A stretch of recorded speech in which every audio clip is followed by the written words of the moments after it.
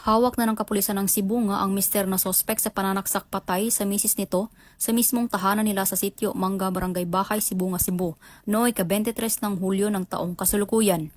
Kinilala ni Police Major Nini Lawrence D. Ibo, officer in charge ng Cebu nga Municipal Police Station, Cebu Police Provincial Office, ang sospek na si Benjamin, 47 anyos, at ang biktima na mismong misis ng sospek na si Catherine, 41 anyos.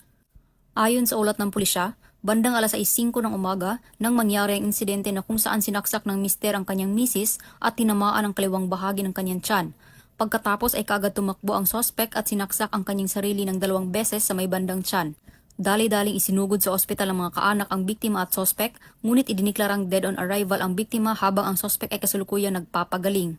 Na-recover mula sa insidente ang kutsilyong ginamit sa pananaksak, ang sospek ay maharap sa kasong parricide. Ang kining bana nani say pagduda sa iyang asawa nga nakunoy lain. So mo nang gigandakan pa investigation nato karon kung say lain nga motive ani nga kwan. So far ang statement sa mga victim anak sa biktima iyang papa nagsigi og duda sa iyang mama nga nakunoy ka-chat. Unya dugang po sa anak nga murag ka ng iyang amahan na murag buwan na sa isang pababisa.